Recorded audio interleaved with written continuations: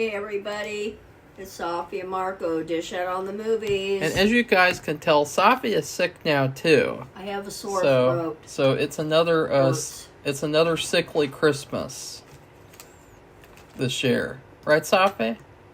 Yeah. Yeah. So we are here today. I'm going to lead the review so that Safi can sit there and suffer.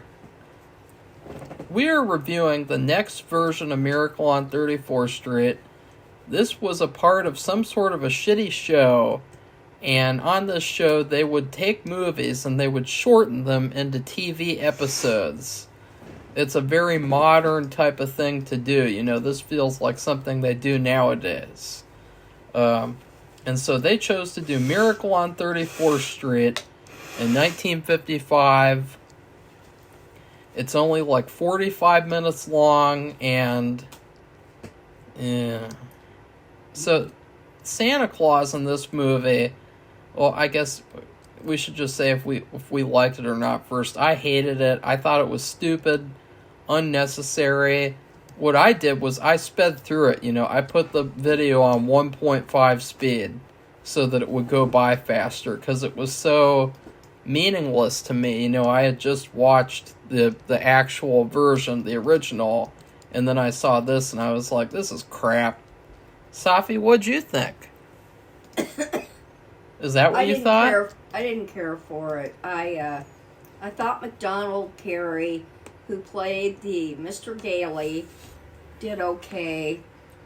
I thought the Santa was okay. I thought the little girl was okay, but the thing is that what really disturbed me about the Santa, now, this wasn't because of who played the Santa. Oh, yeah, it was. It's because of the way they wrote it in.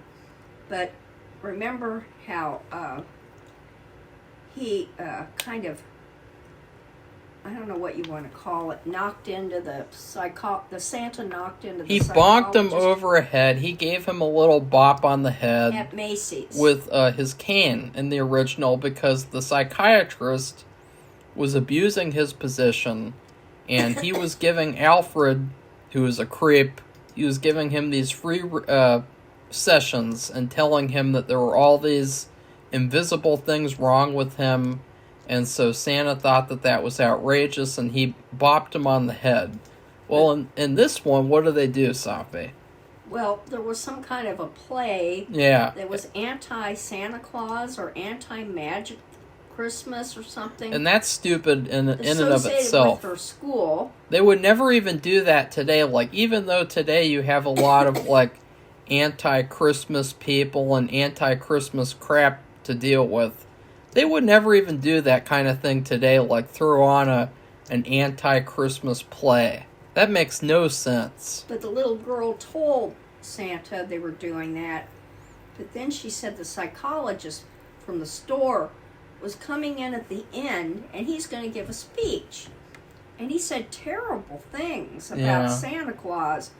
How weird old men with white beards just want to play him because they're stupid and weird. I mean, really, that's not really bad, but I mean, he was saying worse things than that. And Santa showed up, and he was popping in the fireplace. Now, the psychologist doesn't know this. And he popped into the window, and all the kids were laughing, and they were really happy, and because they didn't believe anything this guy was saying. And then he said something really bad. It was just the way he was talking about Santa and how weird old men would just want to do this because they're stupid and weird. And he got really mad. He grabbed the cane with both hands and he slammed it over his head in front of all his children. And I thought that was a horrible thing. Yeah. And it shocked me. This was done in 1955. Yeah. And it was really that was weird. 68 years ago. And I just don't believe it. That kind of thing, that was like more violent than anything I'd seen from an older movie. Except maybe somebody pretending like they're punching somebody out. But I mean, as far as in front of children, Santa bopping somebody over the head with both, I mean, he had the cane in both hands. It was like a horror movie. It was really funny the way that he did it. It was like the movie was going to turn into Silent Night, Deadly Night. It was really funny. And it was so unnecessary. It was like, they only did that though because to make this a TV episode, they had to cut out a lot of stuff. So one of the things that they cut out was Alfred. They cut that character out of the story. So they had to come up with another reason for Santa to bop him on the head. And then also, I believe that none of the characters in the movie were in the other movie. None of them. So it's a completely new set of characters. What do you mean? A new cast of characters. It was a different cast completely. Oh, yeah. So there was nobody who was in the original movie. And so I will say this.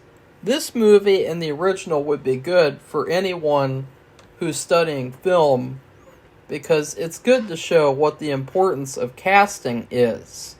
Because in the original movie, it's a perfectly cast film, and in this movie, almost every single role is miscast. Santa Claus is a creep. You know, the guy who plays Santa Claus in this movie, he was the drunken doctor from Stagecoach, which we watched last year around Christmas. And that guy, I don't know why anyone would get the idea that he should play Santa Claus. He was terrible. He was creepy. He gave off like pedophile or serial killer vibes or both. He was not charming or likable at all. The little girl was pretty good, actually. I thought the little girl was good. Yeah. The mom was boring. I didn't like the mother at all. Yeah. I thought she was terrible compared. The other lady in the original was Maureen O'Hara. And this woman doesn't, it's no offense, but I mean, she is not comparable to Maureen O'Hara. Well, she's just average. It's like they pick some random person off the street and it's like, here, come play the mom in this movie. And then I thought Mr. Gailey was fine, but again... He was played by MacDonald Carey, and I have seen him in old war movies. He's a very tall person, and it looked like in one scene, he was so tall, it was like in the kitchen or somewhere, he was sitting up on the counter. It looked like he was almost ready to bonk his head on the ceiling. He's so tall. But I've seen him wear, used to seeing him wear uniforms for a soldier, like army uniforms.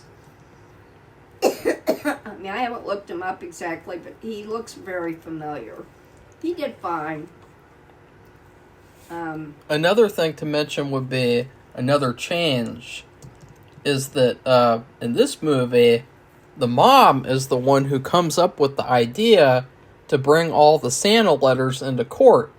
And I thought that was a stupid decision, because in the original movie, it made a lot of sense that that the postal workers, they're sorting these letters, and they come up with that idea. But in this, randomly, the mom comes up with the idea. And I was like, why? Like, it's just so random and out of nowhere. It's almost just like either they didn't want to have more footage, have more scenes and extend it, or they just wanted the mom to have something else to do in the movie, in the story. But this also shows how bad it is nowadays when they rush through these shows constantly. You know, like this movie is a prime example of why this whole overstay or welcome bullshit is just a bunch of bullshit. You know, because if you have that mindset, you get products like this that are terrible, and they're really just not anywhere near as good as the original. They also, compared to the original, the couple, Mr. Gailey and the little girl's mother, they were a lot closer in this show. Than they were. They were more. I mean, that was also. I mean, even in the original show, I don't think it was done perfectly.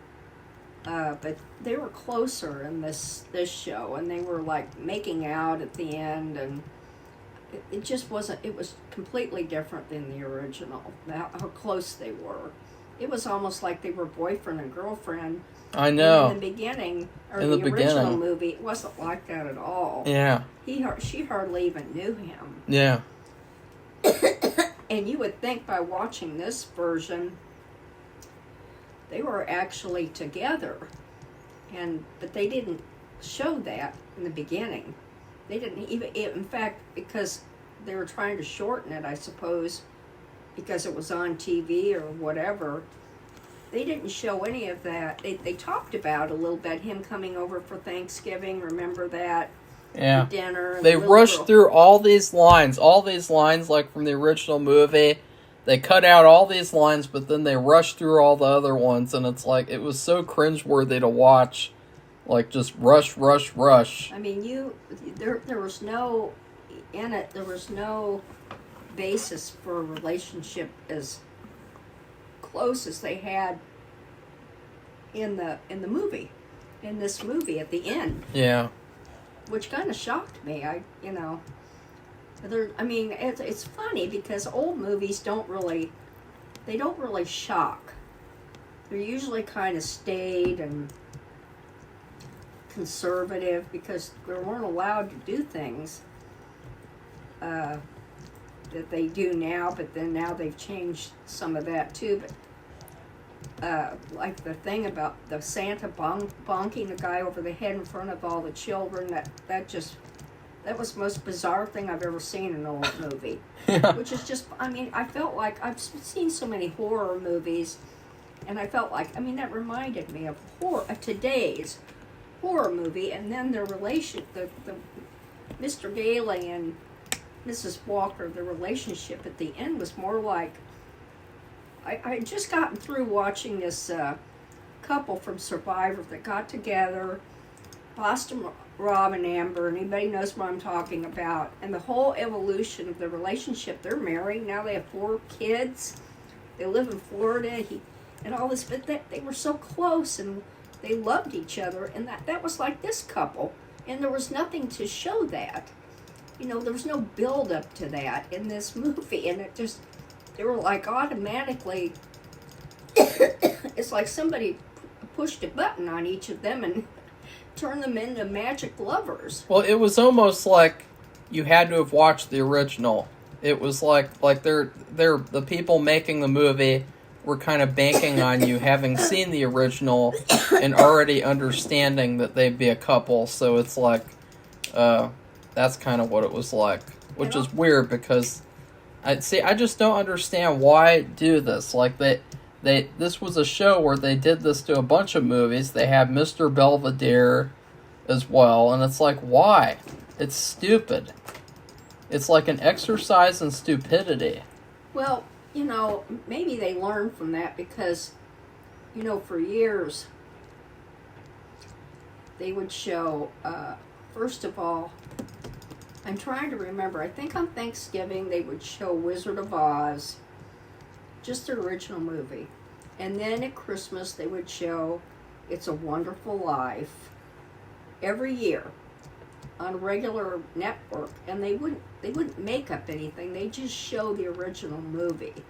They would broadcast it and put a bunch of like Hallmark and other Christmas related commercials, things to buy, places to go, to buy things, and maybe car commercials, but they wouldn't make any new Wizard of Oz or new It's a Wonderful Life. They just did the original movie for years. Yeah. It was like a tradition, actually. Don't make a TV episode version.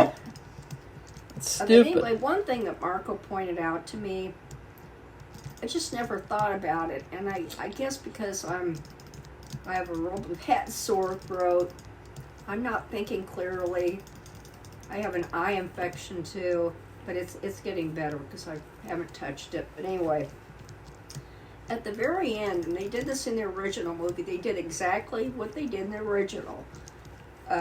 they go to the house.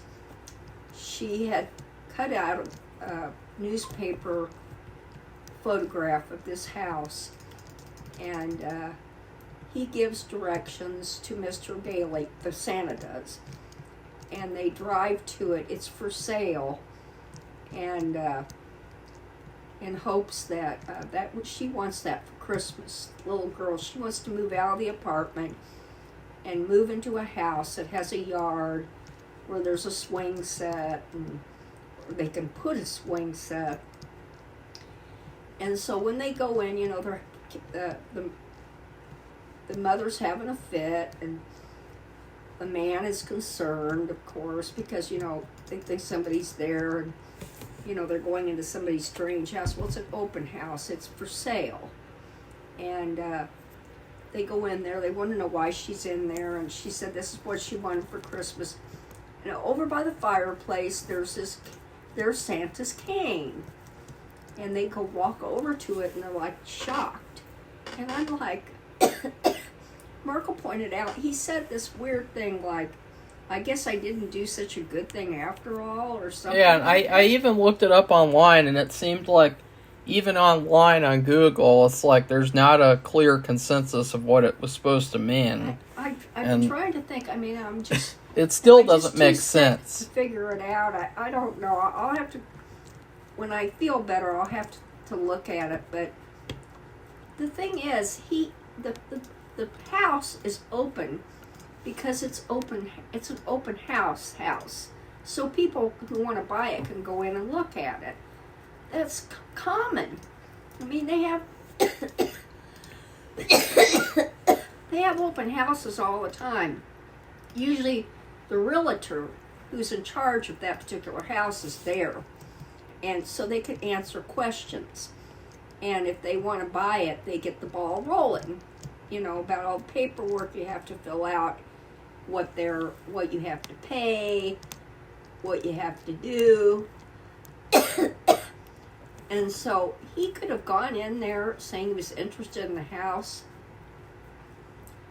and just left his cane by the fireplace and then gotten a ride back to where he lives. So I don't think there's anything special about it. I don't either. But it's funny that this episode too, since they had a whole different cast and everything, why didn't they take the opportunity to improve on the original or do something different a little bit? They really didn't at all, except for those two little changes. And so this was just very unnecessary, as I said. In fact, there's hardly anything else to say. I don't know what else you could say, because it was so short and meaningless. Well, in the other movie, they had, they focused a little more on the Santa, because you're trying to convince the little girl this is really Santa. And it isn't just a matter of growing white whiskers. I mean, that's asinine, frankly, because almost what the psychologist says, anybody with white whiskers can say they're Santa Claus, and they must be weird or something. Well, I don't agree with that, but I mean, it's true, anybody with white hair will probably grow out white whiskers, but in the other movie, the original, they had a little girl who came in and she didn't understand English, and she was a World War II. Oh, and a wartime victim. They cut that out. Yeah, they didn't have that in there at all. I also forgot to mention they cut out both of my favorite scenes as well. Remember, she spoke Dutch. This movie cut out all the best scenes. And he could speak Dutch. And so that convinced the little girl that it was a real Santa, because how many Santas could come there and if they were just a regular person and know how to speak Dutch? Do you know Dutch, Safi? No. Why not? Do you have something against Dutch people? No, actually, they're very progressive and cool. Ew. Well, let's just say they're very progressive. If it wasn't for them, we were in Tanzania on the road, we wouldn't have known about Here. the Challenger disaster. Here, I know some Dutch. Desi Versi Von, Von Miracle on 34th Street is Waardeloos, which means this version of Miracle on 34th Street sucks. That's what it means. So what's your food review, Safi? oh God, A pile of crap? no.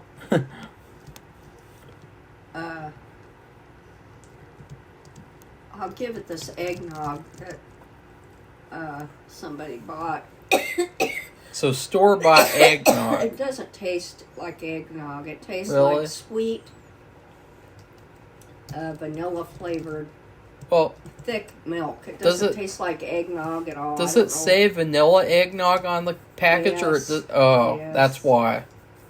That's why. I don't know why anybody would buy vanilla eggnog. Just buy eggnog. Because they're weird. It doesn't taste like eggnog at all. So, the original would be like original eggnog. And this version is vanilla eggnog.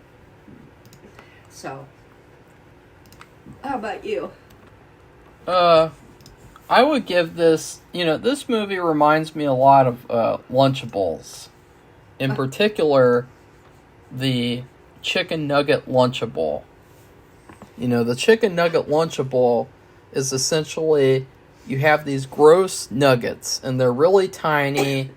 They hardly have any flavor. They're not very good. And then I think you get 2 sauces, or you get a sauce, or let's look it up so that I'm accurate. And it's just hardly any food, and it's hardly, like, you think about, what if you were at home, and you get a candy thing, and you get a drink as well. I think they've changed it a little bit. You think about, what if you're at home, and you can have a chicken nugget meal? You'd have like 12 nuggets, 12 to 20 nuggets with sauce. You'd have fucking French fries. You'd have a vegetable. You'd have a candy and a drink. And so you'd have a lot more than you just get in this tiny little Lunchable. And so I feel like that's what this movie is. It's like, and Safi, of course, is making the review even terrible too. I know. I had to blow my nose. I just feel awful. And so, like, this is, like, not the best version of what you could get. So, Yeah. that's that. Yeah. And tomorrow will be top 10 worst Christmas movies. I hope that Safi... What about the next version of... That's not for tomorrow, Safi. Oh, okay. We have a schedule. I'll have to look up names, because...